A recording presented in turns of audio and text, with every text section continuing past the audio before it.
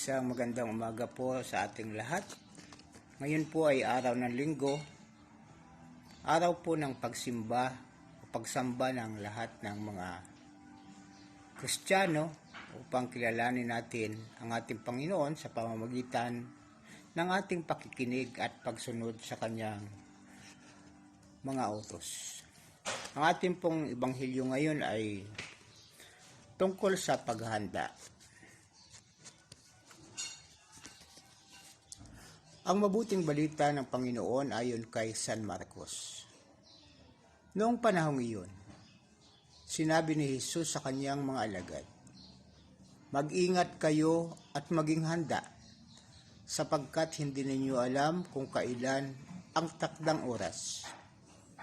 Katulad nito ay isang tao umalis upang maglakbay sa malayong lupain.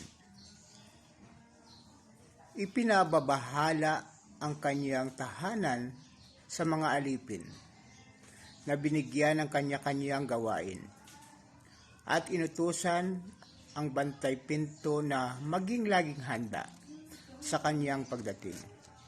Gayon din naman, maging handa kayong lagi sapagkat hindi ninyo alam kung kailan darating ang puno ng sambayanan. Maaaring sa pagdilim, sa ating gabi, sa madaling araw, o kaya'y sa umaga. Baka sa kanyang biglang pagdating ay maratnan kayong natutulog. Ang sinasabi ko sa inyo, sinasabi ko sa lahat. Maging handa kayo. Ang mabuting balita ng ating Panginoon. Pinupuri ka namin, Panginoon. Muli po, isang magandang maga po sa ating lahat. Ngayon po ay araw ng Linggo. Ito po ay isang panawagan sa ating mga Kristiyanong Katoliko na dapat po tayo laging handa. Isa na po ito, ang bahagi ng paghahanda ay ang ating pagsimba linggo-linggo. Ngayon po ay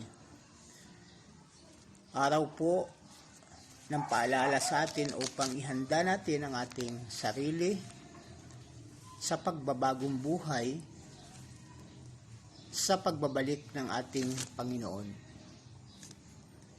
Ang pinakamahalagang paghahanda po ng ating ginagampanan na ating ginagawa ay ang paghahanda natin tungo sa kaligtasan ng ating kaluluwa. Marami pong bagay ang ginagawa nating paghahanda. Mga paghahanda sa mga pansariling pangangailangan natin.